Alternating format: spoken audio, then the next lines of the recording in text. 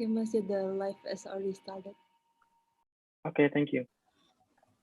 Good afternoon, everyone, and welcome to the CSGS and Skytte Institute Joint Lecture Series. Today is the second lecture series held as a collaborative event organized by Cakra Studi Global Strategis, or CSGS, Universitas Airlangga, Indonesia, and Johan Skytte Institute of Political Studies, University of Tartu, Estonia. CSGS and Skytte Institute Joint Lecture Series aims to introduce contemporary issues in Southeast Asia and Europe to students and experts from both universities.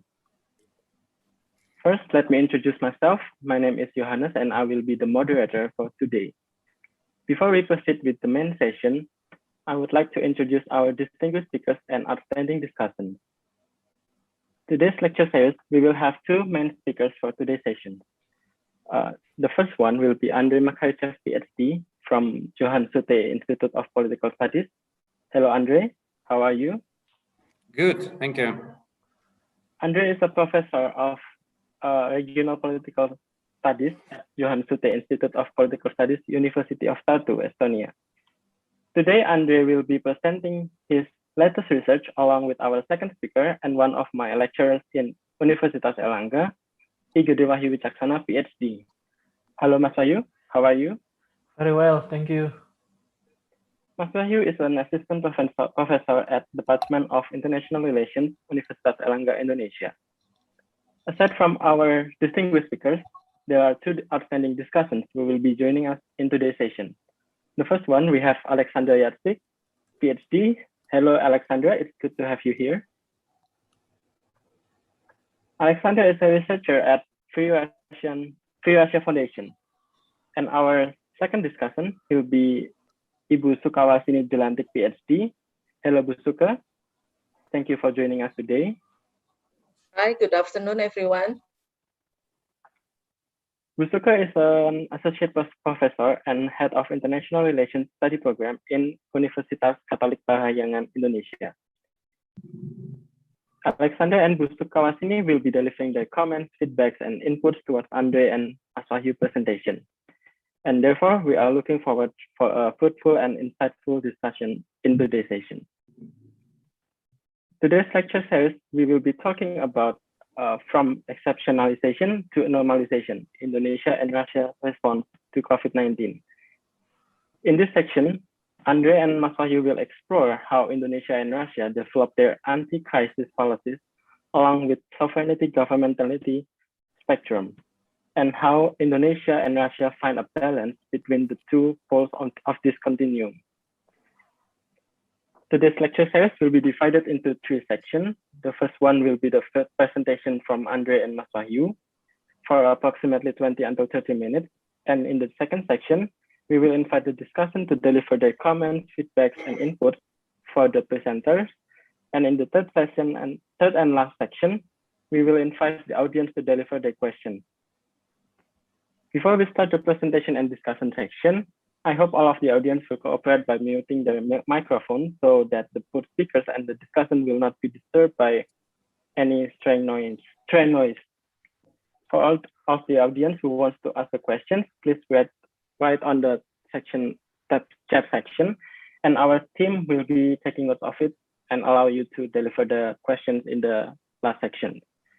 Without further ado, we will proceed to the presentation by Andrey and Mas Wahyu for approximately 20 until 30 minutes in total.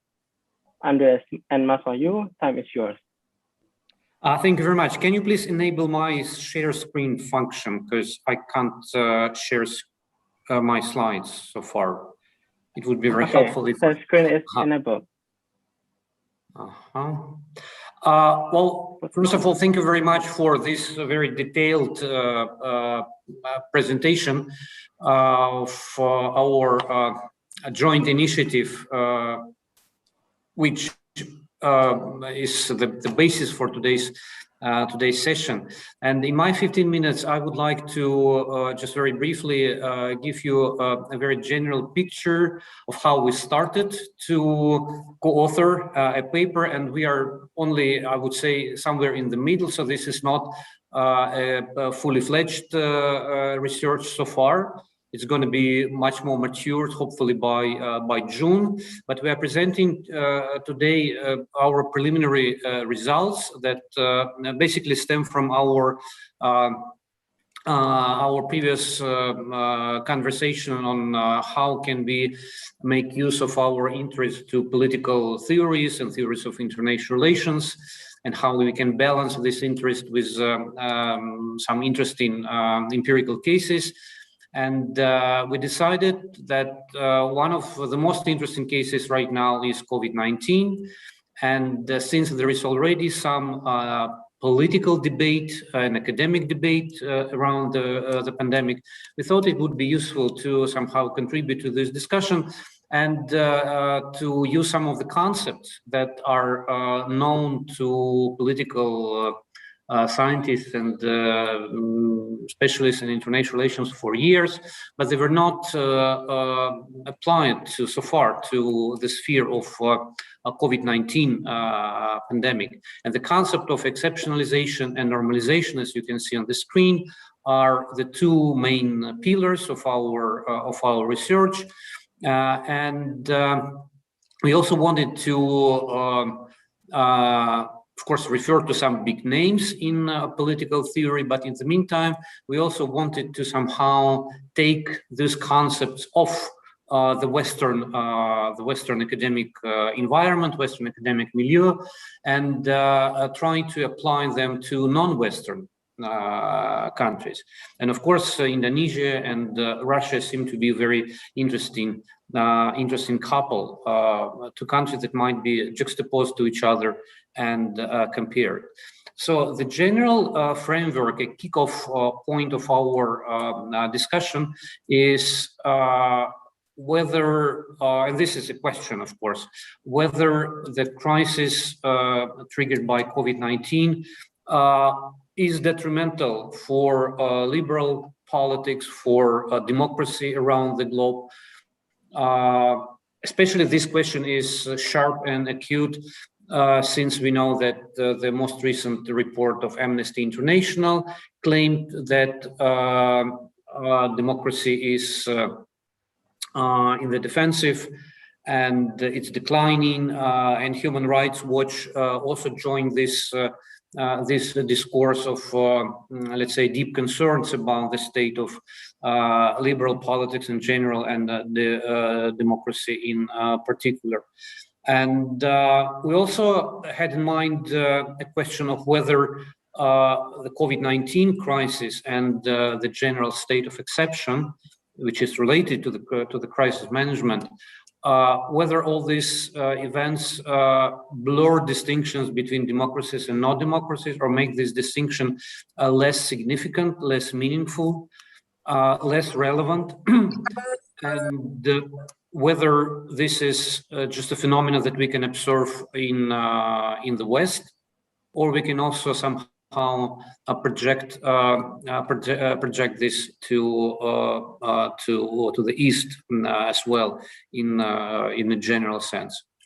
And just to give you a little bit of theoretical framework of our research, we have identified two flanks in the debate on the pandemic in general, and in how pandemic might be related to liberal and illiberal politics. Well, there is an argument on the illiberal side of the debate that claims that what we are witnessing right now is the collapse of the rule of law and the growing exceptionalism, the growing decisionism and measures that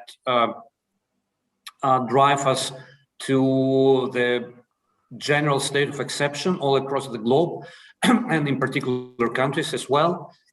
This argument is deeply rooted in political philosophy of Carl Schmitt, the German political philosopher who is known in political theory as one of the most, let's say, illiberal thinkers in the world. And when it comes to more contemporary authors, of course, the second big name in this field would be the Italian political philosopher Giorgio Agamben, who seems to share these concerns about, let's say, the future of democracy, and again, the alleged state of exception as the future of the globe. And on the other part of the political spectrum, there is a liberal argument or liberal reasoning that disagrees with what I have said before, and that prefers to focus on measures of rational decision-making, what is known as a liberal governmentality, as the name for the main game in the town. So on the liberal flank, we have those authors who would claim that administrative and managerial techniques of power are still in place, and they are more important than exceptional measures, and that democratic legitimacy in principle is not damaged that much. So all those fears of democracy that have been destroyed are not really relevant. At least they are not relevant as a global problem. So we have a debate. We have two different arguments, and of course this is not a dichotomy. This is just two points that mark the space for many approaches and arguments in between these two poles. And if we look at the global state of crisis management, we could imagine that the Schmittian perspective might be quite applicable for describing what is going on. Because what we are witnessing is a comeback to the world of national sovereignties, national jurisdictions, national borders, and national decision-making processes, which again allegedly raises the relevance of the Schmittian perspective. And the Schmittian perspective is about merging sovereignty and exceptionalism. For Schmitt and for Agamben as well, discussing sovereignty is tantamount to discussing states of emergency and exceptional measures. So that's exactly the theoretical point which we would like to mention from the very beginning. And from Schmittian perspective, sovereignty is about taking decisions on the basis of political will. So it's not about decisions taken on the basis of knowledge or taken on the basis of law. It's just the decision in its pure sense, which basically means the disqualification or disapplication of any norms. It's just pure decisionism that we find in the Schmittian perspective.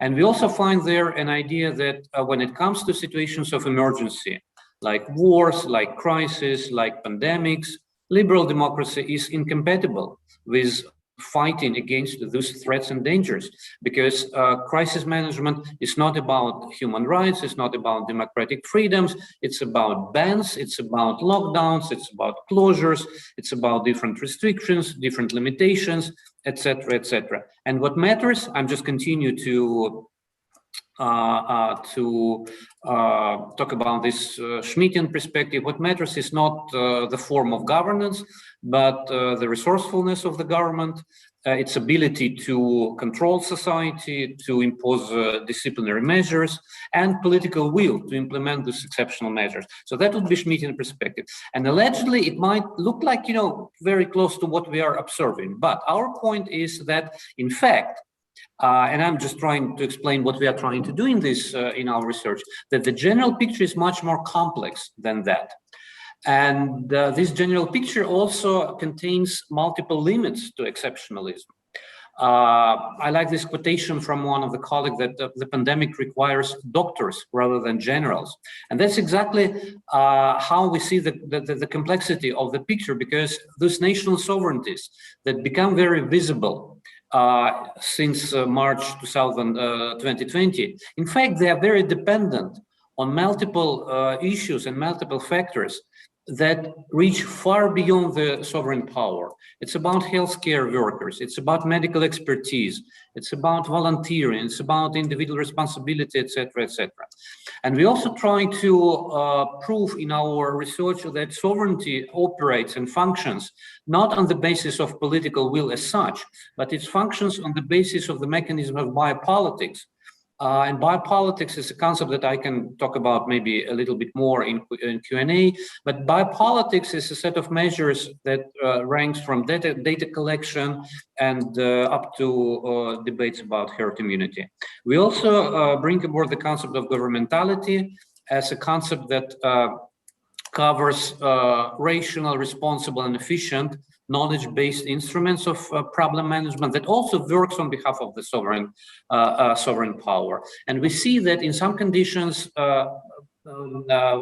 actors in charge of medicine and crisis management, they might stick to more like sovereign-based approaches, and in other cases, they might switch to governmental techniques and practices. And that's our argument that we're trying to develop, that the logic of sovereignty should be, on the one hand, distinguished from the logic of governmentality. But on the other hand, both are working in tandem with each other. So they are not mutually exclusive. And this distinction is not absolute. These two different forms of power, they can merge, they can converge. And in certain situations, we see that the logic of governmentality prevails and the logic of sovereignty is not that important.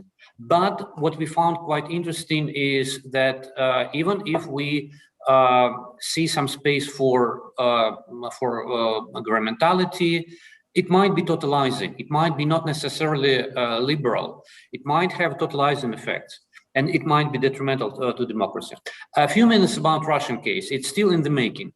But what I have, because I'm in charge of the Russian case in our research, what I have as a plan is to look at three different, let's say, three different layers of power.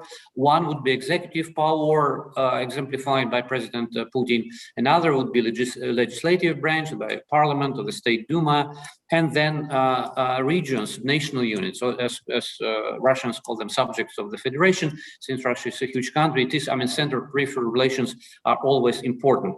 And just to give you a little bit, I mean, the summary of the case, in a general sense, Russia seems to confirm our thesis that illiberal potential embedded in sovereignty and governmentality is quite significant, and it is kind of paradoxical because of two factors that I also try to elucidate. One is that the President Putin, who is known as a strongman, as an absolute center of political system in Russia, starting from March 2020, he intentionally detached himself from the center, from the locus of anti-pandemic management.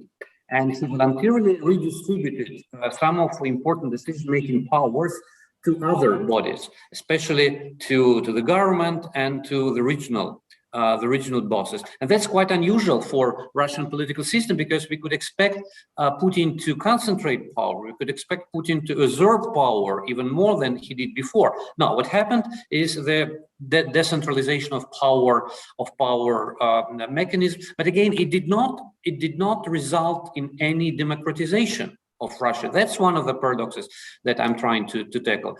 And another paradox is that Putin gave up many decision-making powers to regional authorities, basically making them responsible for, let's say, everyday management of the crisis. But again, this empowerment of regional authorities did not give any liberal effect. It did not enhance the level of democratic governance.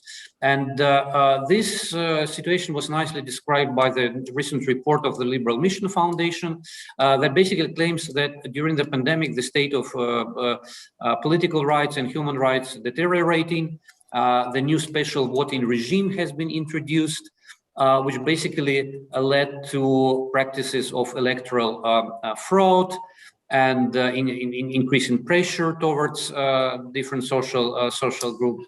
And the same skepticism also relates to the regional authorities, despite the fact that regions became much more diverse in terms of the situation on the ground and in terms of the decision-making powers in the hand of regional authorities. nothing resulted in a more liberal momentum in the Russian political scene, and plus opposition to Putin also failed to capitalize on the situation and could not contribute to the liberalization. And that's a final slide. In fact, Putin's relative self-distance from the crisis management technically created some additional spaces for more decentralized administrative practices that might be qualified as governmental in terms of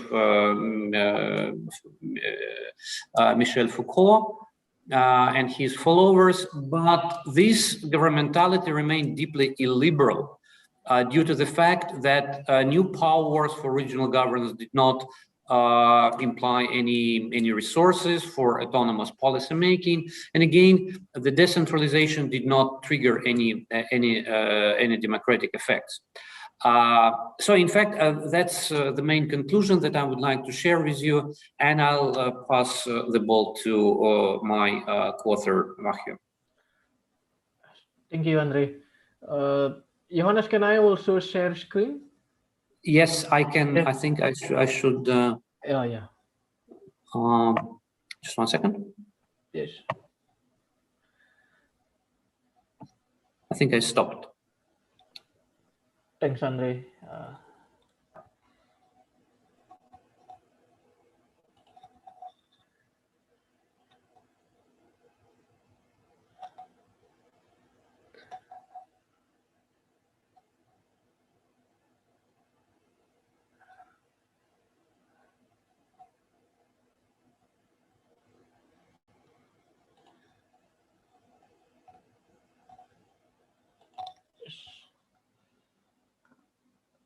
Okay, I continue Andrey's explanation.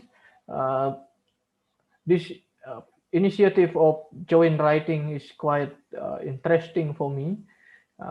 Usually I have written more topics about foreign policy or regionalism, IR theories, but now I can explore and elaborate my other interests in critical theory, biopolitics, and especially readings related to one of my favorite philosophers, Giorgio Agamben.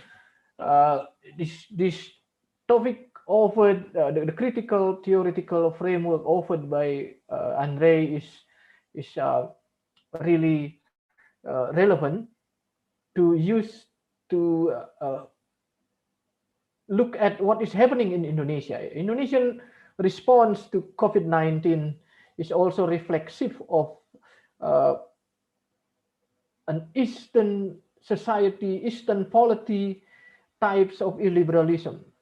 I start by arguing from the theoretical framework that there is nothing to do with democratic development, enhancement, promotion, and others, but it is quite an illiberal practice of political regimes, which is trying to maintain its political and economic supremacy amidst the crisis of coronavirus.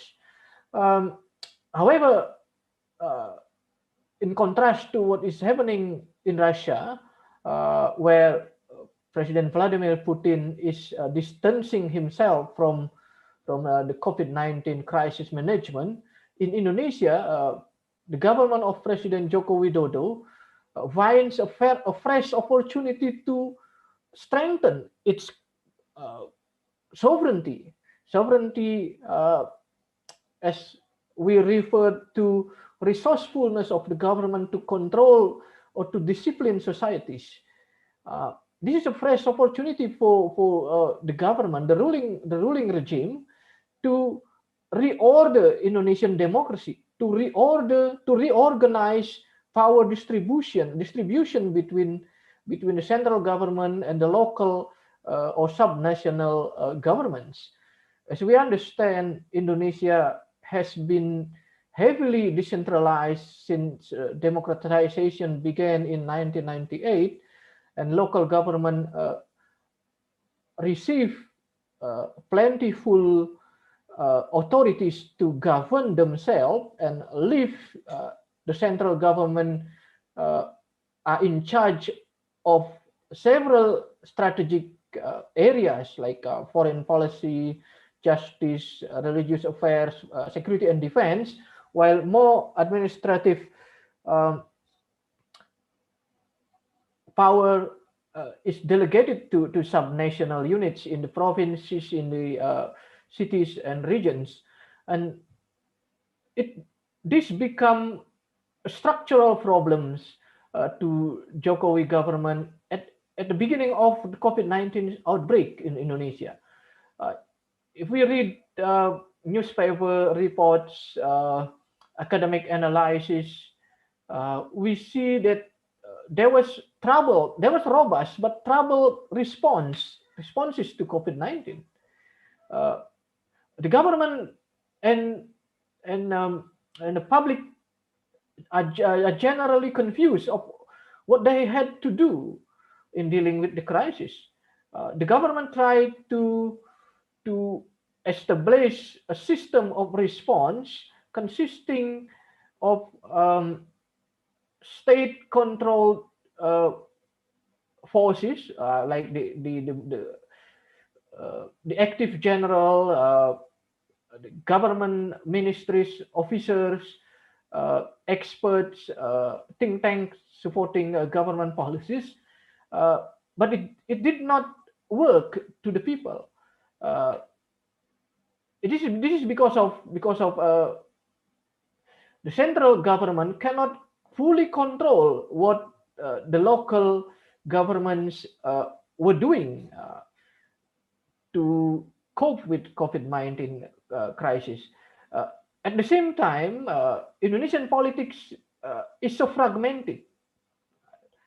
There is no absolute power held by the president or the executive, because the government is consisting of several coalition parties, and they have to share among them. And in parliament, the government, the parliamentary politics is not always conducive or supporting government's policies. And this fragmentation, decentralization, deconcentration brought about difficulties to the Jokowi government to take the effective and viable actions to mitigate the crisis of COVID-19. However, Jokowi got the momentum. By and large, if we see the first 6 months of the crisis, the government seemed like it is unwilling to take up strong measures. But afterward, at the second semester of 2020, the government got the opportunity and momentum to reverse the situation. Its COVID-19 policies, in spite of lack of effectiveness, but it got the reason to tighten control of the media, to tighten control of demonstration, of street movements, and civil society expressions, and under the name of COVID-19 response. This is such a kind of illiberal practice governed by not only technical or rational reasons, but political will. And behind this illiberalism, we see there is undemocratic practice. For example, in a massive supplies, procurement of vaccine, for example, it is a very clear evidence that there is business deal behind the state of emergency or exception of the COVID-19 crisis, and it brings about benefits to the elites in power and their political economic relatives. It's not purely about liberal governmentality. because behind the projects of vaccine, behind the projects of medical equipment procurement, there is more of particular elites or oligarch interests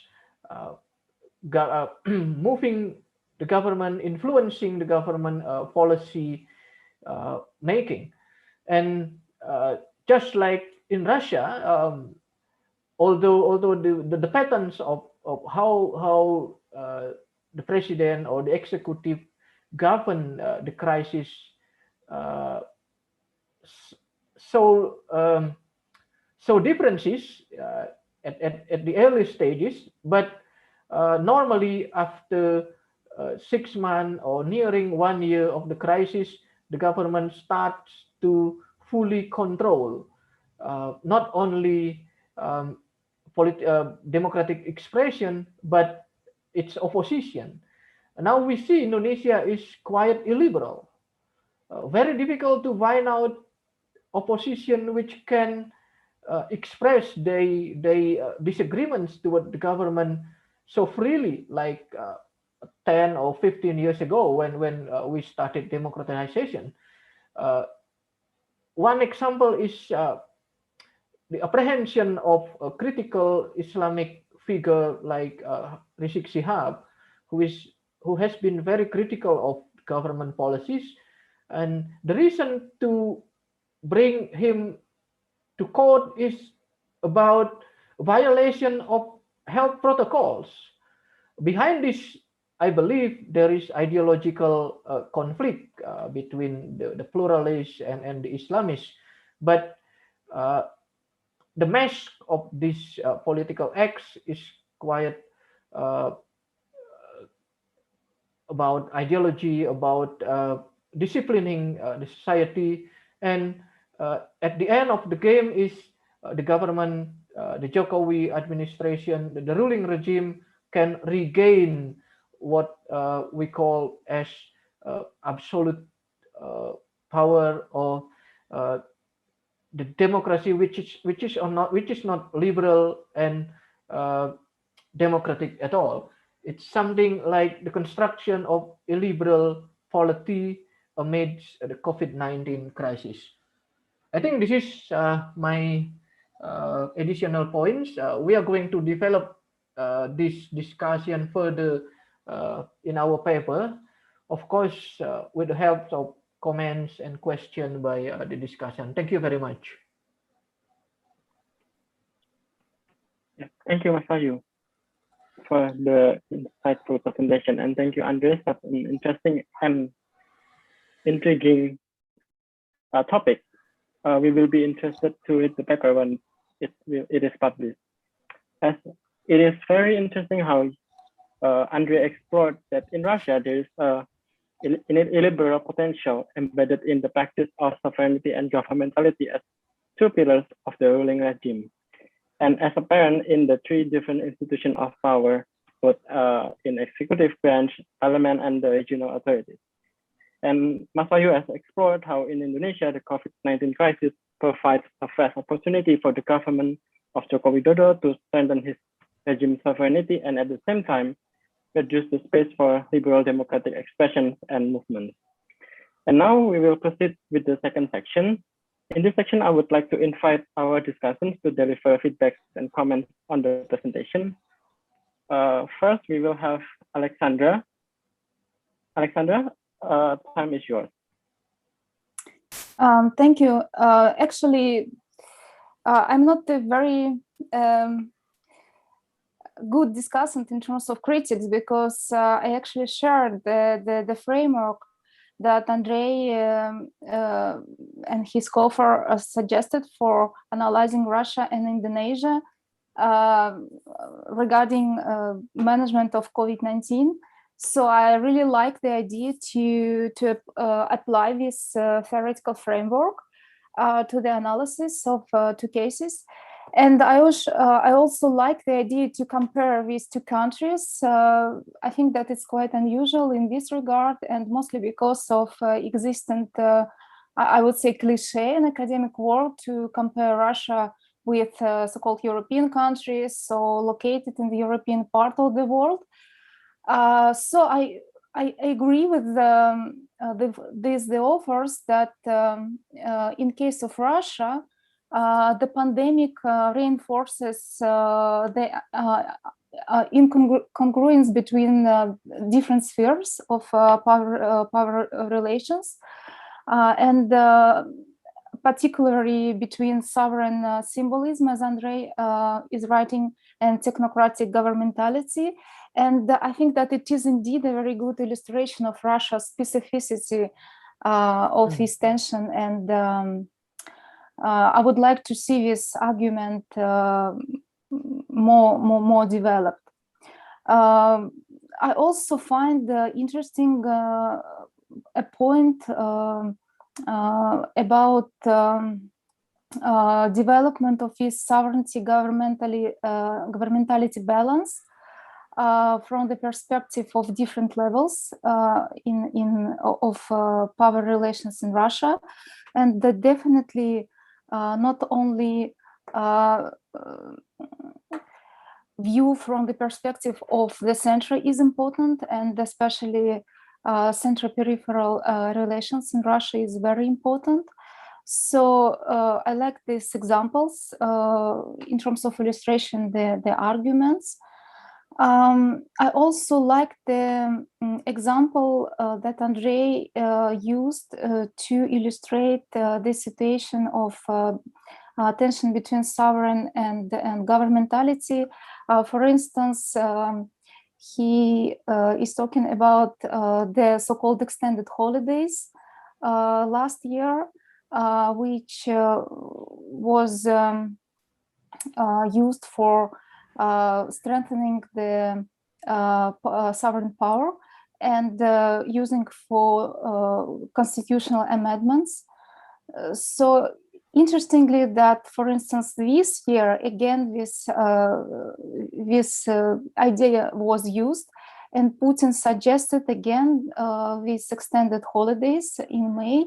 So, and my question to Andrey, for instance, what do you think? Whether the situation different now in terms of restriction, in terms of strengthening the power, because this time there is no lockdown in Russia, and do you think that these extended holidays serves the same purpose or not? I also like the idea about looking into this tension between sovereignty and governmentality in terms of criticizing these the window of new opportunities that Russian local authorities received due to pandemic.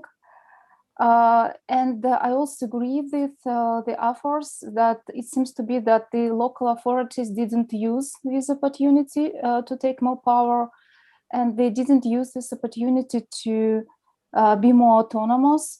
And if we look at, for instance, the behavior of local authorities in terms of hiding the real numbers of mortality because of COVID-19, very so-called of excess mortality in different regions. If we look at these numbers, so we see that exactly those regions that used to be behavioral like the most loyal region to the center, like Tatarstan, Bashkortostan, especially Chechnya, they follow the general rule of hiding the real numbers of deaths because of COVID, and they are leaders in terms of supporting this general line, the general trend in Russia.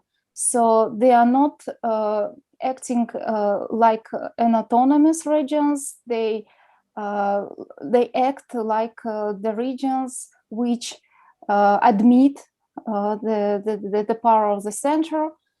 And also there is interesting, I would say, improvisation in terms of governmentality in regions. For example, in Bashkortostan, there was introduced so-called the COVID passport. At least that was an idea of the local authorities to do so. And that was the only region which suggested to use this COVID passport, which allows, for instance, people who had already vaccinated to have some discount for mass gathering, etc., etc. But this is just an idea. But interestingly, that, for instance, in terms of innovation or kind of autonomous behavior. So, for instance, that's an example. Of course, this is not important in terms of general trend, but anyway. Yes, I would agree with the authors that all these situation with COVID mismanagement and opportunities that allegedly regions could have because of this mismanagement, this doesn't mean that there is kind of liberalization or opportunity for liberalization in Russia. And again, this is a very interesting idea to compare to countries. So I'm not an expert for Indonesia, so I think that another discussant would tell something more important and more helpful. Thank you. It would be interesting paper. I would happy to read. Thank you, Aleksandra. And Andrey, do you have reply for Aleksandra or Mas Wahyu? Yeah, I think it's a great question about extended holidays. And since Aleksandra, she's a sociologist and I'm more in political science, international relations, we can somehow, how shall I say, synthesize our visions. I would say that extended holidays in Russia, being a part of everyday life on the one hand, in the meantime, transformed into a power technique, in the sense that the introduction of extended holidays, instead of declaring state of exception or something, let's say, more serious in 2020, was a good illustration of, kind of maneuvering, Putin's maneuvering between exceptionalization and normalization. That's exactly what our article is about. So Putin and it's not only about Putin, pretty much the same type of, let's say, maneuvering I also notice here in Estonia. So Putin tries to avoid the Schmittian scenario. He tries to avoid explicit and direct introduction of, martial law or any other measures related to Ausnahmezustand, state of exception. He tries to move forward in a, let's say, in a very light way.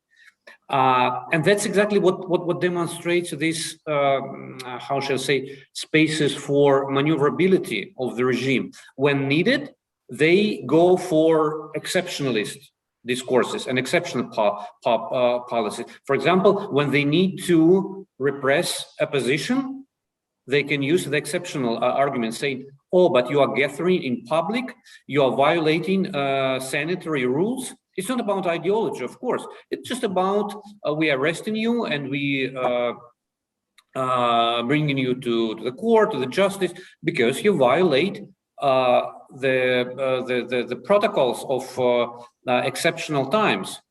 And when needed, they go for, let's say, discourse of normalization, saying that, oh, Russia is recovering much better than, European countries. Russia is a success story. Russia has Sputnik V. So Russia is normalizing. So, and it's interesting to see how they are maneuvering between the two poles. Again, being very opportunistic, and being very, I would say, pragmatic in the sense that both arguments can use simultaneously to each other. Yeah, that was my my comment, my remark. Okay, over to you, Aleksandra. Is there any follow-up questions, or is that enough? Yes, thank you. And also one more quick point. I like the idea, particularly the quotation that in time of pandemic, doctors, not generals, are important. But interestingly, when we're speaking about disciplining and the practices of disciplining, doctors are useless. So it means that, for instance, the United States provides an interesting fact, an interesting example of how involving the military staff helped to stimulate the vaccination, because when they involved the military, the army, to logistically organize the vaccination, they became the leader of the vaccination in the world. So, but only after this, and before that, that's not possible. So, I mean, then again, it is a discussion about the hybrid regimes of disciplinary techniques. So in what cases we can use military stuff, and in what cases we are not able, and it would mean that we are going to totalization.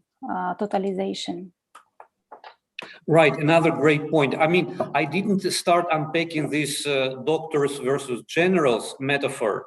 I have it just only as a quotation, so maybe I need a little bit of more time for that. But thank you for just drawing our attention to the potential of unpacking this dichotomy, because it's not dichotomy, it's really something which is hybrid. What came to my mind immediately is the Russian so-called health care or medical mission to Italy in spring 2020, a year ago. So Russia offered assistance to Italy when Italy was really facing a catastrophic scale of the pandemic. And this mission, being humanitarian, on the one hand, was staffed by military personnel, by military cadre.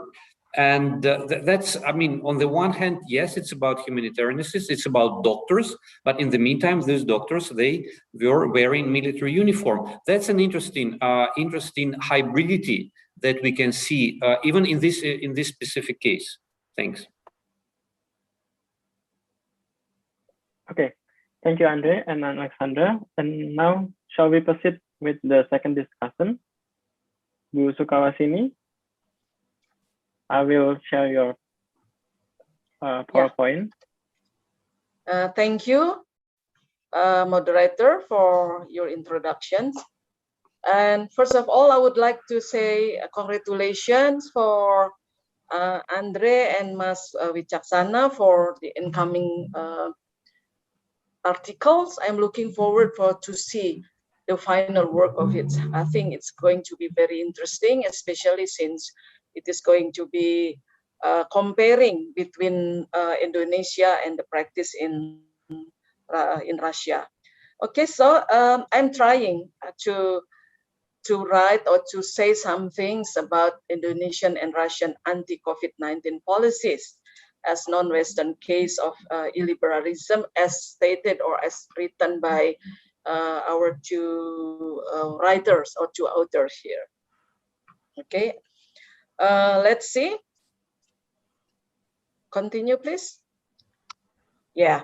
Okay. I'd start here by saying that the global pandemic has caused really complex, multi-dimensional crisis. Both is in terms of human security, in terms of economic, which is globally we have a -3 growth, which is not very good, especially here in Indonesia. We can feel it, that is not very positive. And also, due to lockdown, there is some implication, of course, related to this policy. its economic and health problems here, what I'm trying to say is we need global governance. So we need leadership here, both how they can see the role of World Health Organizations, how that we expect that the cooperations and multilateralism increase, but however, is it on the other way around?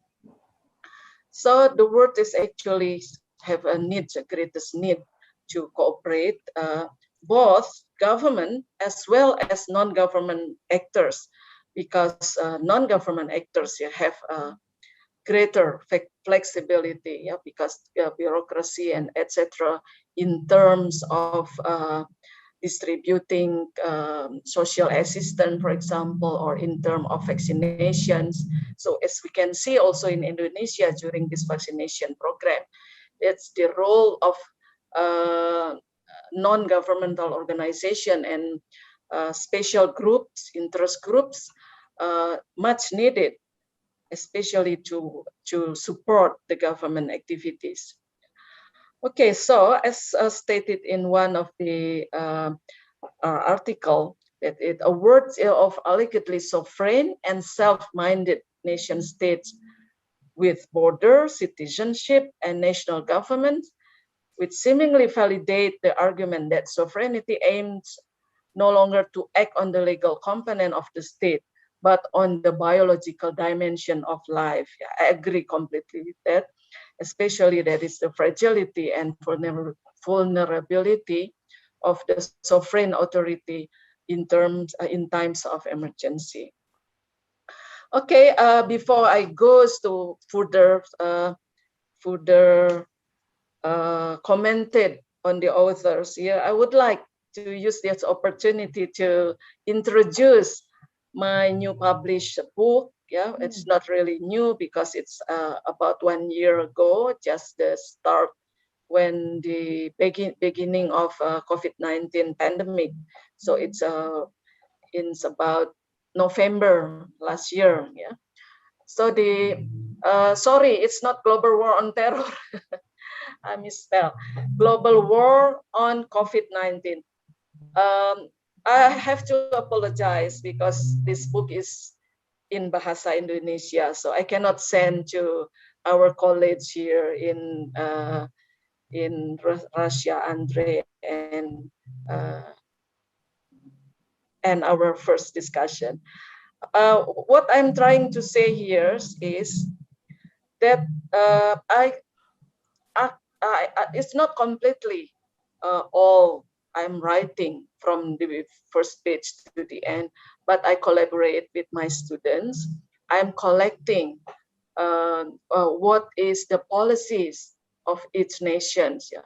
And I find out it is very fascinating to see how varied all of the policies related to how to communicate the issues to the people and how they use social media, how each government start to find an application, start to find the programs to eradicate the pandemic. So, for instance, that's in Singapore, they can find a new application to trace the ones who have COVID-19, and also in Korea, in New Zealand. Yeah.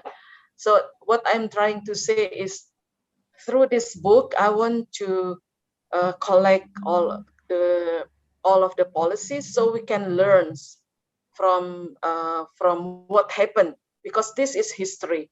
We can learn from how that the people, how the current government implement the policies to overcome this global pandemic. Okay, we can continue here. All right, so as mentioned, that I'm not the expert of Russia, and far from that.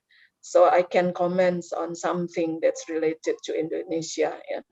So here, the problems is how to maintain sovereignty and enforcing governmentality in the time of COVID-19.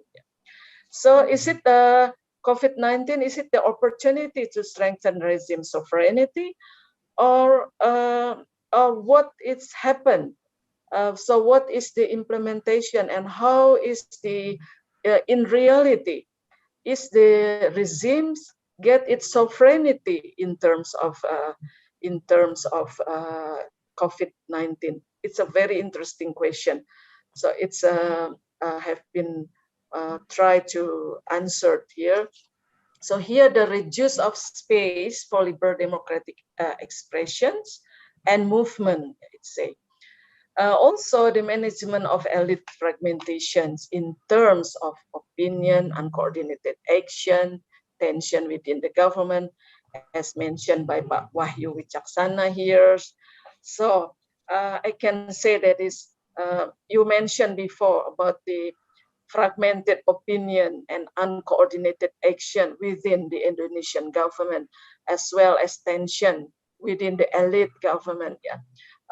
Especially because since in the beginning, when COVID-19 it start to explode in March 2020, so I think we can see this how the government is trying to resolve the problem, trying to how to solve the problems, yeah, and then it's in some way it's still try to find a way and try to find the right way how to solve the problem.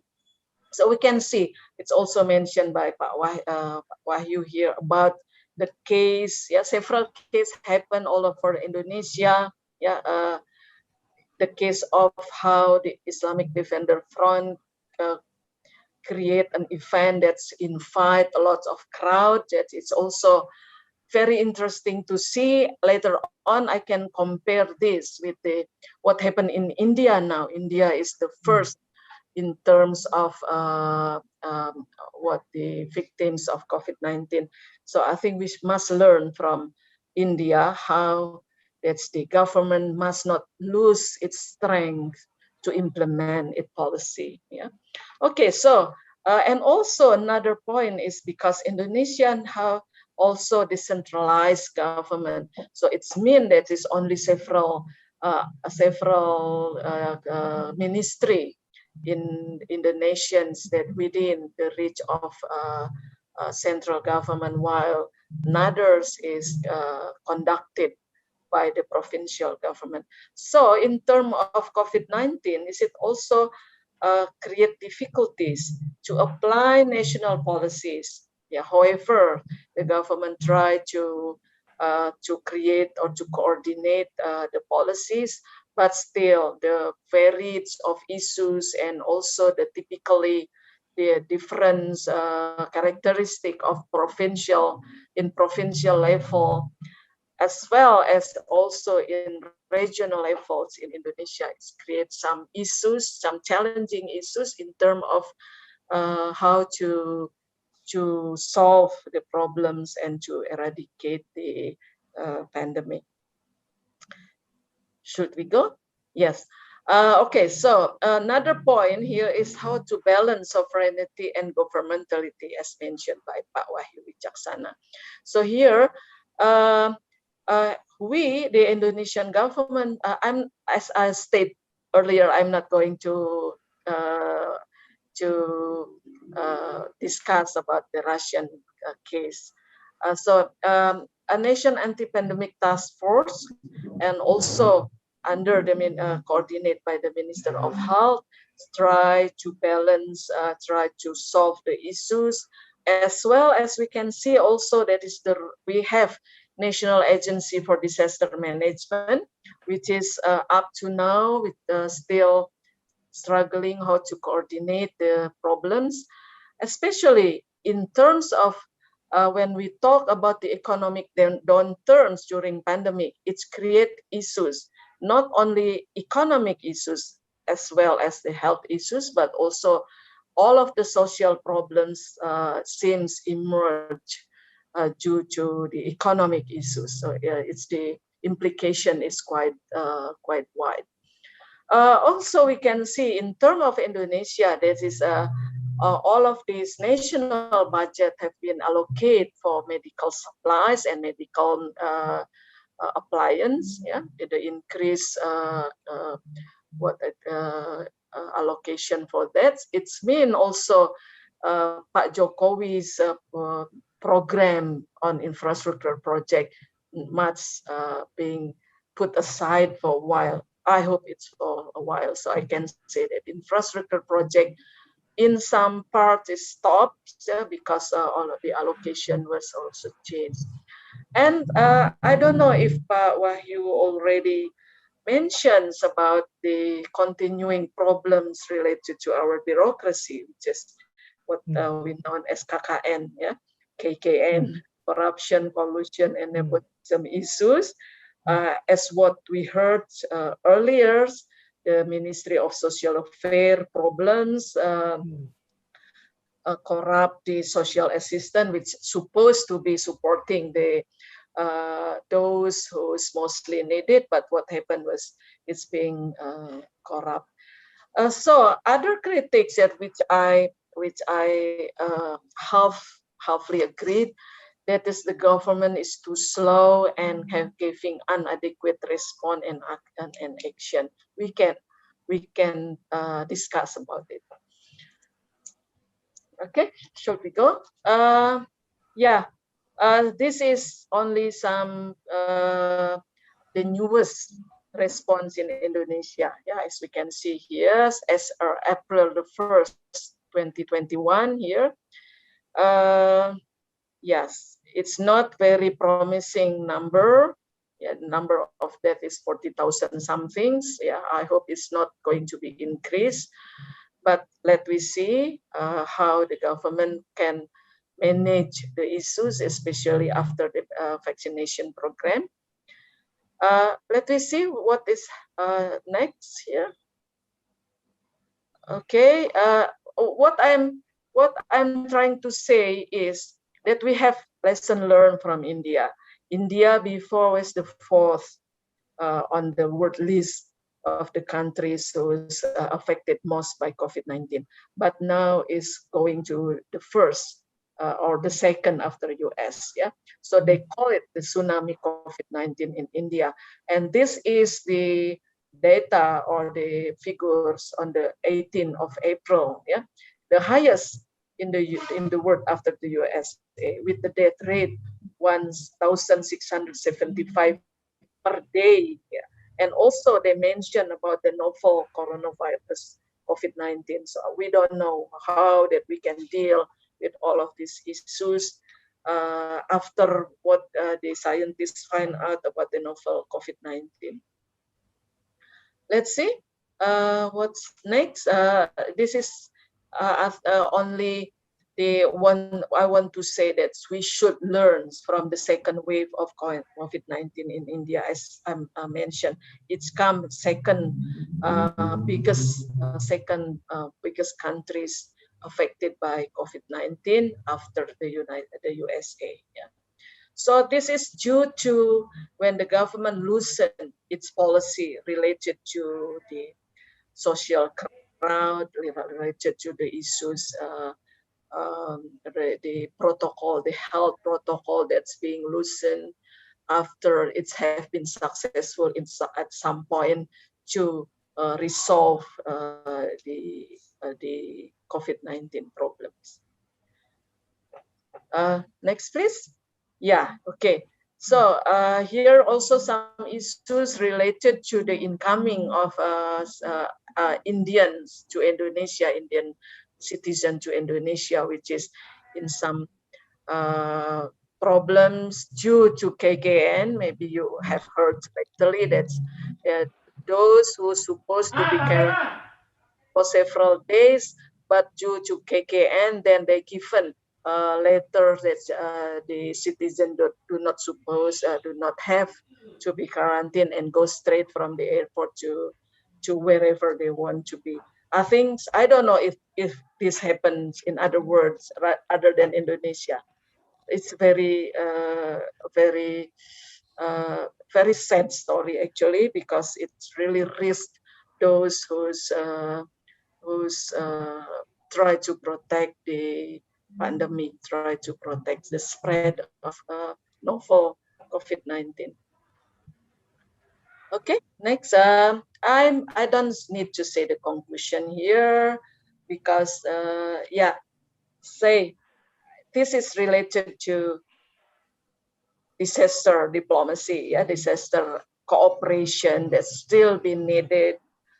Especially, we can learn from each other. We can learn from Russia. Russia can learn maybe from Indonesia as the best practice. So I also would like to say that it's the national interest. It's greater rather than the global interest. So that's why cooperation is still being needed. Global cooperation, global leadership, and global coordination is still needed in terms of design and implement international agreement, also cooperation in region level, as well as in at multilateral level. Others is to involve non-state actors, yeah, which is not really involved at the moment to solve this type of problem of global issues, as we say. Okay, Johannes, thank you very much for your attention. I go back to Johannes. Thank you very much. Thank you, Bu Suka, for your insightful inputs and point of view. And now I would like to invite Mas Wahyu if there is some feedbacks, replies, or comments to Yes. Bu Suka. Yes. Yes, thank you very much. Very good and very interesting. Let me first of all congratulate Bu Suka on the publication of her new books. If we look at Google Scholar and type the Sukawarsini Djelantik, we will be able to see plentiful of works, articles, books written by Bu Suka on various security issues dealing with Indonesia, Asia Pacific, and the world in general. I'm very happy to have her comments on our work today. Thank you, Pak Wahyu. Yeah. I also see Bu Suka edits a special issue on COVID-19 response in the Parahyangan University International Relations Journal. If I'm not mistaken, Bu Suka, is that correct? Yeah. Yeah, I read that also. Okay, I note 3 important points. First is, yes, I agree that COVID-19 requires global governance, strong national leadership.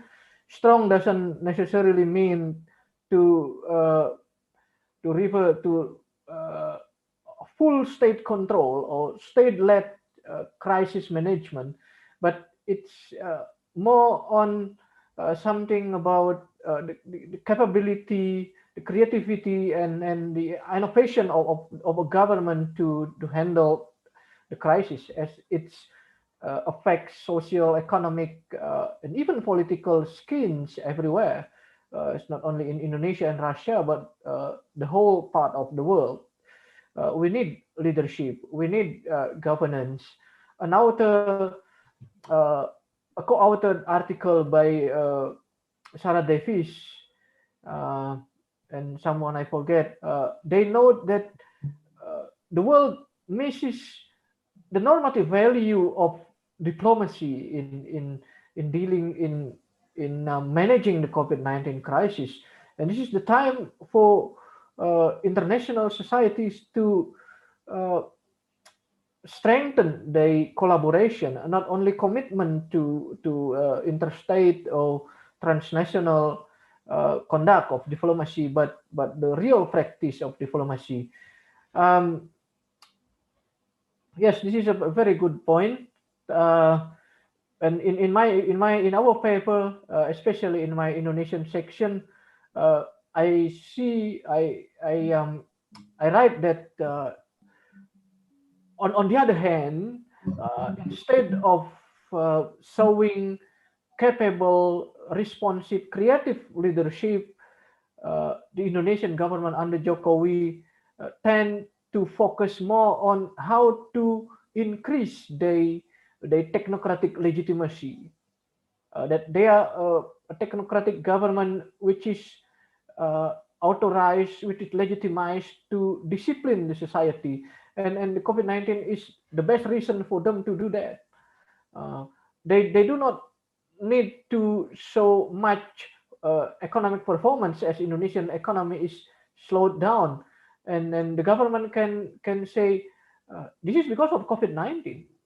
In fact, Indonesian economy has been slowing down over the last 5 years as infrastructure projects, the mega projects of maritime connectivity has not yet brought about many benefits to the country and the society. So in terms of sovereignty, we find out that in Indonesia, the COVID-19 crisis is part of the hidden political interests or measures to improve the government liability and acceptability in the public. The second point which I note from Bu Suke is very interesting. This is about the recent situation. Yes, I will develop a discussion on the recent situation after 2020, just a few months in 2021, and we need to pay attention as well to the roles of non-governmental societies and their role to defend democracy. Someone from ANU writes about how Indonesian civil society movement try to keep Indonesia in the right way of democracy, but they are hindered by the COVID-19 crisis, as limits in public gathering, limits in demonstrations, permits, and very strict regulations on social media expression, all hindering how civil society can maintain democracy. On the other side, the government is perhaps they are very happy with the situation, although the situation is not pleasant for everyone, but some elites perhaps are happy because they can pass on undemocratic practices in parliament. For example, the omnibus law, which is very undemocratic, very beneficial, very strategic for business elites, where they can suppress laborers, they can control workers through the logic of technocratic governmentality. If we want, the government say, if we want to recover from the COVID-19 crisis, we have to pave the way for investments. And omnibus law is one of the strategy, the political move by the government to smooth the economic interests. Sorry, maybe I have a very skeptical opinion or view about the recent situation, but I think this is in line with our theoretical consideration. And the last very interesting point is comparison to other countries presented by Bu Suke. Yes, I 200% agree with you, Bu Suke, that COVID-19 is far from over. The second wave in India, perhaps the third wave in other places are still very alarming. And in the conclusion, let me say, not conclusion, but let me say a remark about the need for enhanced international cooperation. However, in our favor, for the sake of space and limitation of portion in the writing, we are not going to discuss much about foreign policy or international relations, but give more focus or highlight on domestic politics to showcase the rise and construction of illiberalism from both the cases of Indonesia and Russia. Thanks very much. Thank you, Mas Wahyu. For Bu Suka, is there any follow-up questions or comments? No, I support That would be enough. Okay. further discussion. I know, yeah, sometimes it's very difficult, yeah, due to limit of page that you need to, you know, construct it wisely, which one which used to be going to be used, and which data that you not use. Yeah, I think I understand about it. Thank you. Thank you, Bu Suka. And now we still have time for approximately 10 until 15 minutes in case the audience have any questions and comments. Mas Haditya raised hand. Please, Mas Haditya, I invite you to speak and unmute yourself and turn on your video. Thank you. Thank you, Mas Johannes. And thank you, Andrey and Mas Wahyu for an interesting draft. What is interesting for me is that there are a lot of similarities to some extent between what happened in Russia and what happened in Indonesia. For example, I think I think I would like to see that in a more, maybe in a more like the more systematic comparison somehow. I think, for example, Andrey mentioned this division between Moscow and the regions, so different responses, and it reflects how the regions view the relationship between the center and the region. And I think the same thing probably happened as well in Indonesia, Mas Wahyu, but probably not Java. So maybe our case, usually, I mean, in the Indonesian case, maybe we talk more about what happened in East Java, for example, or in Java in general. But I wonder what the other part of Indonesia, especially the further they get from Java, either in Papua or in probably Nusa Tenggara. So in the places where the influence of the capital or the influence of the president is not as high as in the other places, then maybe it's a different situation. Or maybe it's similar to Russian situation where it actually reflects how they see the central government. That's one thing. And another thing, probably because Mas Wahyu mentioned this, how the government, I think, or maybe it's Andrey, how the Russian government pushed some legislation that are not really related to COVID, but it used the crisis as a cover. I think it's the same thing as well in Indonesia, Mas Wahyu. What happened with Omnibus Law? What happened with what was the other one? I think it's the criminal law, revision of criminal law, something. So they pass the bill right in the middle of the pandemic where no one can actually protest. So that's a very and quick process without any criticism from the other parties. The government actually forbid the demonstration, saying that, oh, you shouldn't demonstrate because it's during the pandemic, so you're not supposed to do that. I think it's also similar to some extent, probably.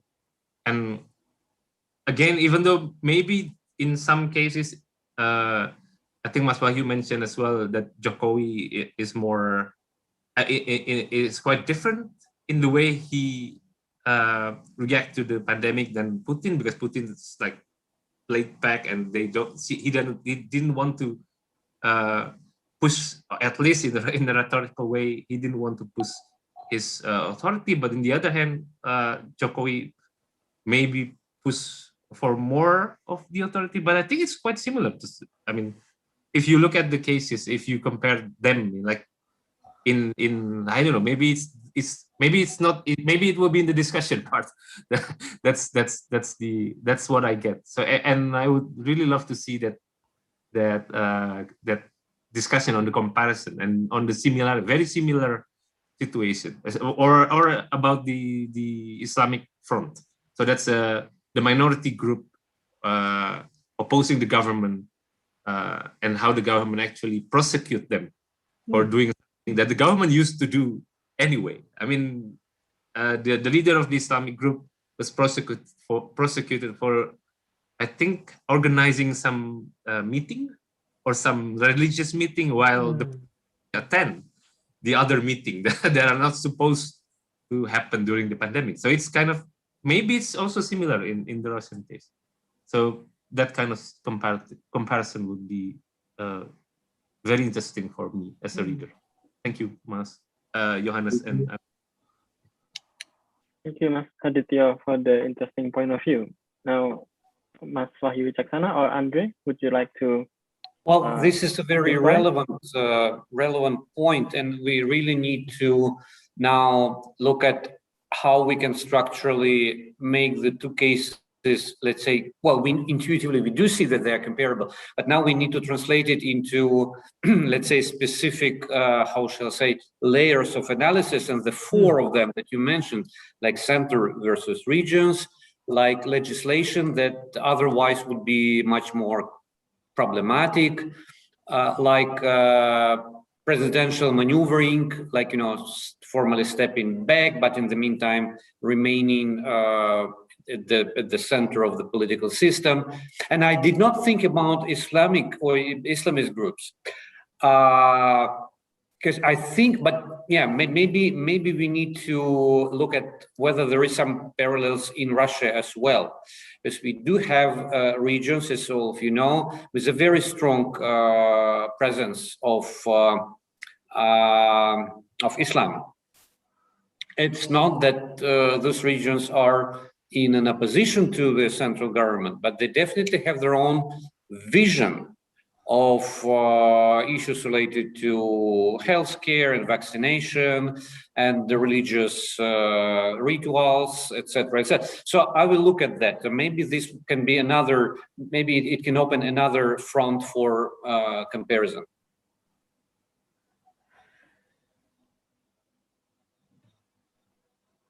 Thank you, Andrey.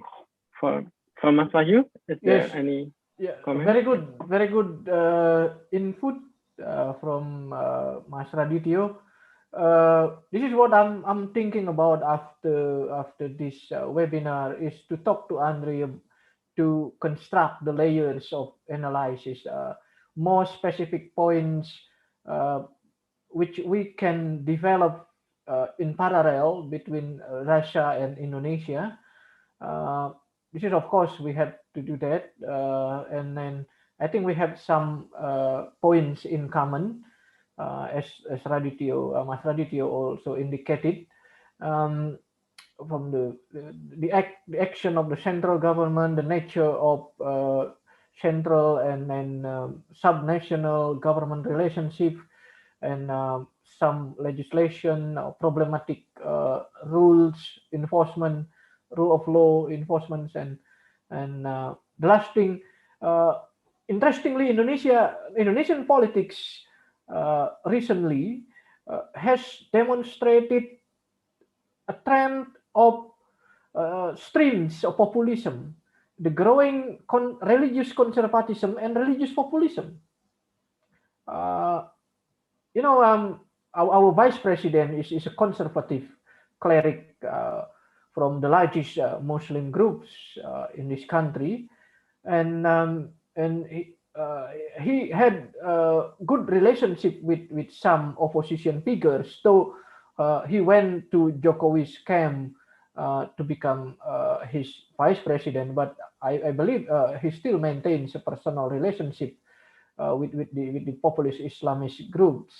And it is interesting to see how the minority populist Islam reacts to the government COVID-19 management, and what it means to illiberalism, because democracy guarantees diverse expressions and interests, but under COVID-19, for the sake of strong governance and leadership, the Jokowi administration disciplined many parts of the democratic lives aspects in this country.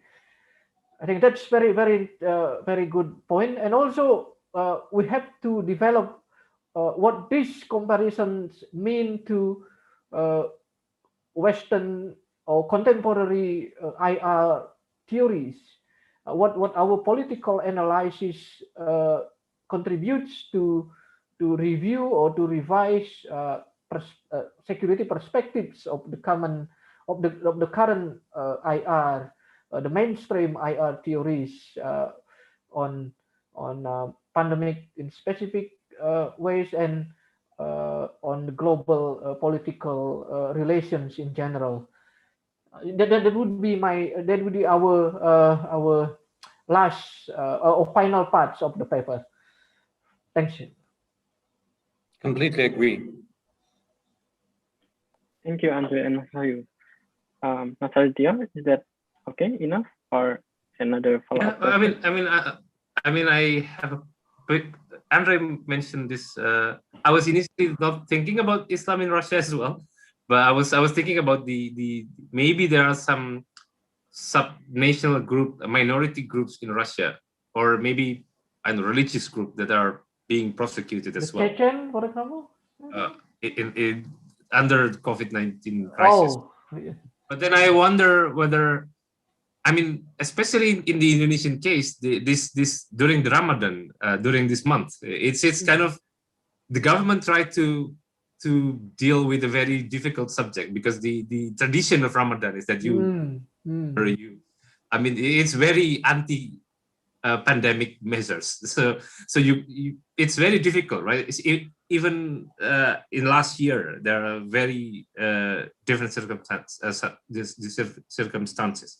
So I wonder whether similar thing happened. Maybe not to Islamic group in Russia, but maybe it's like, for example, during Christmas or Orthodox and something like that. Yeah, I don't think it's necessarily should be about whether the groups are persecuted or not. I think what is important here is the general juxtaposition of a secular or laic management of, let's say, crisis, which is more about governmentality, and let's say religious sensitivities. Because, for example, in many countries with a very strong religious presence, like, for example, in Georgia, well, that was a very big issue because the church did not want to subordinate to the governmentality of the state. They said, we are exceptional. I mean, closing churches was not an issue because the church is one of the major pillars of the regime. Well, of course, in Russia, it's not exactly like that, but I will be thinking about that. And then populism is also well taken point. Well, not only because there is definitely a connection between populism and illiberalism, but also because in the context of COVID-19, we are witnessing a new form of populism, which might be called a biopopulism. I think Aleksandra has written something about this connection on the basis of the Polish case, in which the whole idea of populism becomes biopoliticized. So the body is at the center. Let me think about that as well. Great. Okay, thank you, Andrey. Is there any other questions from the audience? I'll take a look at that point. Very good. Okay. Seeing none, we shall proceed with the closing statement from the speakers and maybe discussants, if there are any. From Andrey, would you like to deliver a closing statement before we end the discussion? Well, the only point I would like to, how shall I say, problematize is to what extent our research requires some kind of external dimension or international dimension and global dimension that have been included into the discussion in a very appropriate way. Well, initially, I don't think that I'm kind of revealing our small secrets, but initially it was a part of our design. And at a certain point, I came up with an idea. So maybe we do not need that because, I mean, it's just one article, and it might be a little bit overloaded with domestic and then international issues. But now I'm thinking that maybe somewhere in conclusion, for example, explaining our contribution to IR scholarship and the debate on, I mean, in the field of comparative politics, we might touch upon, some issue that might kind of spill over national borders. For example, this Sputnik V vaccine in Russia is both domestic issue and international. So Russia just tries to sell internationally what, well, has to be meant for, well, basically for domestic consumption. It would be only logical. So maybe there are some, issues that might, be kind of, double-edged or of double use. And it's in this context that we can maybe just at least mention the concept of disaster diplomacy, epidemic diplomacy. There is also a concept of health diplomacy, a biodiplomacy, by the way, in the sense of more like, let's say, network type of governmentality. So we can also claim that governmentality is not contained and constrained by national borders. It also kind of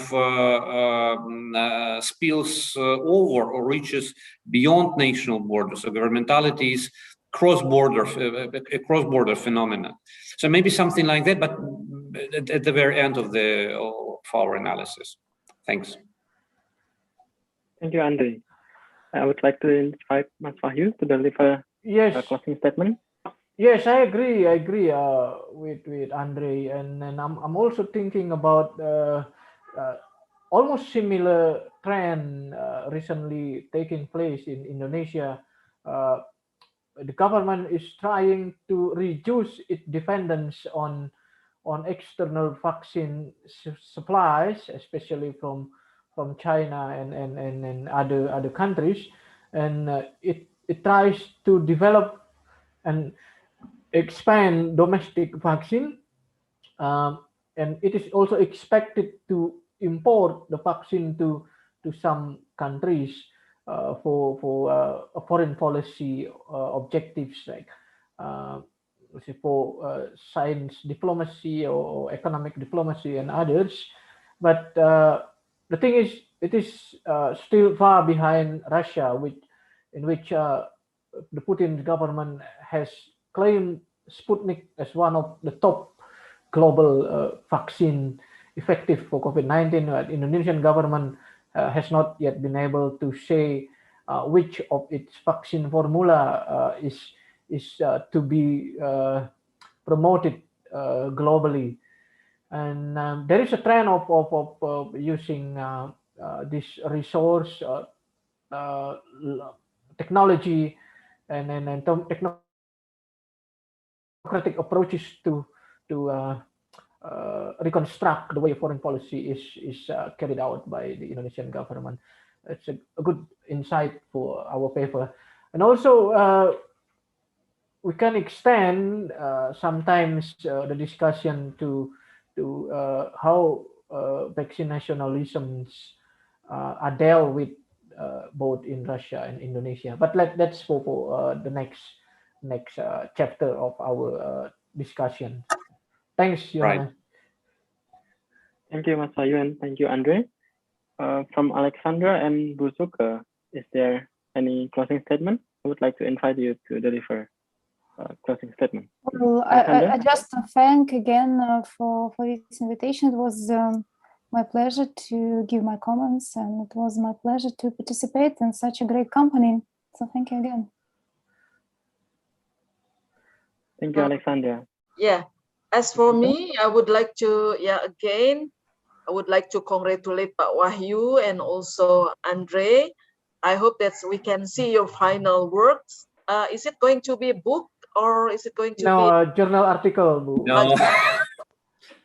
Well, who knows? I mean, who knows? if Yeah. the story if the story is going to be endless, I mean, we need to live with the virus for, I mean, the rest of our lives.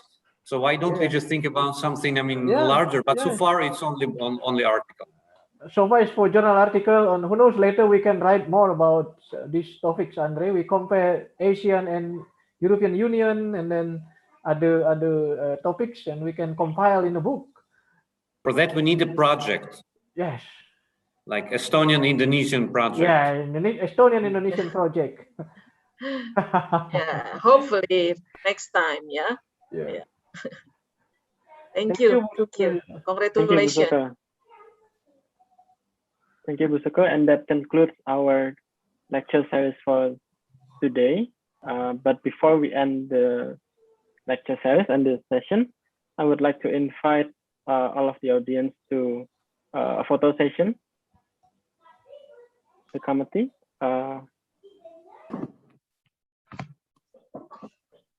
I would like to invite everyone to turn on their camera, because in Indonesia, it's like a common thing to do after a webinar, a photo session. You should ask for consent, Mas. Oh, if it's okay.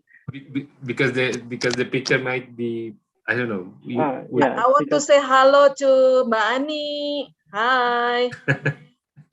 Hai Mbak Suko, sorry Hi. camera off. Mana kameranya? Ada. I want to say hi to Dugis too. Nggak ada ya? Nggak ada. Unfortunately, he has a here. class. Okay. Yeah, I think he has some other class. Okay, now that we're done with the discussion, we'll continue